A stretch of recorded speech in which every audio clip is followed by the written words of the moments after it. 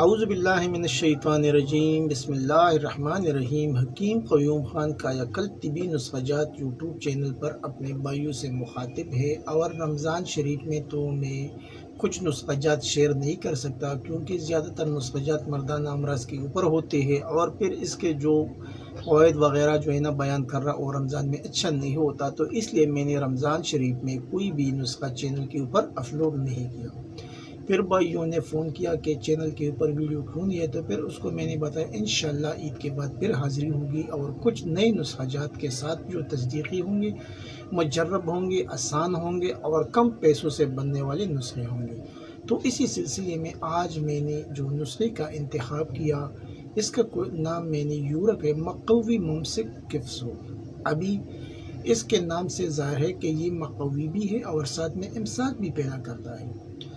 تو نسخہ بتانے سے پہلے سب بھائیوں سے وہی ریکویسٹ کی جاتی ہے کہ آپ بھائیوں سے جتنا بھی ہو سکے اس چینل کو زیادہ سے زیادہ سبسکرائب کریں، لائک اور شیئر بھی کریں، اور بیل کا بٹن بھی دبائیں تاکہ اگلا نوٹیفیکیشن آپ بھائیوں کو بر وقت مل جائے۔ اب میں آتا ہوں نسخے کی جانب۔ جائفل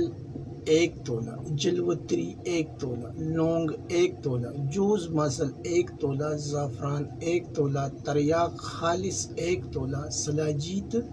6 ماشا، کچلے مدبر 1 تولہ، کشتے پھولا 3 تولہ۔ اجزاء ایک بار پھر نوٹ فرمائیں۔ جائفل 1 تولہ، جلوتری 1 تولہ، لونگ 1 تولہ،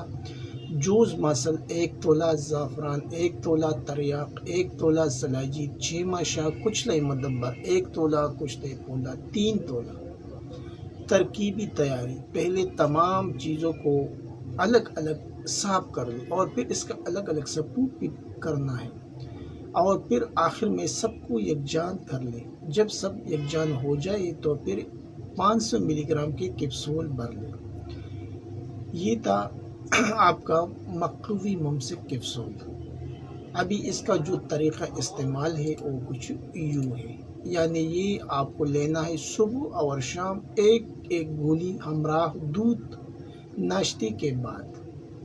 اور رات سوتے وقت ایک گولی استعمال، یعنی صبح ناشتے کے بعد اور رات سوتے وقت ایک گولی دودھ کے ساتھ استعمال کریں۔ یہ ایک ایسا نسخہ ہے جو بھی بائی بنائے گا تو مریض جتنے بھی آئیں گے حکومت کے مطب پر، اور جتنی بھی وہ بتائیں گے کہ ہم کو یہ مسئلہ ہے مردانہ امراض کے حوالے سے، تو پھر اس کو کوئی دوسری دوائی دینے کی ضرورت ہی نہیں پڑے گی، کیونکہ اکثر جو مریض آتے ہیں وہ شکایت کرتے ہیں کہ ہمارا ٹائمنگ نہیں ہے۔ کوئی بولتا ہے کہ شہوت نہیں آتا، شہوت بیچ میں ٹوٹ جاتا ہے، اس طرح کے بہت سے مسائل وہ بیان کرتے ہیں۔ تو جب حکماء کے پاس یہ نسخہ ہوتا ہے تو پھر اگر وہ 100 مسائل بھی مردانہ امراض کے بیان کریں گے تو انشاءاللہ 100 مسائل کا ایک ہی یہ نسخہ کام کرے گا، یعنی یہ امساک کے لیے بھی مفید ہے،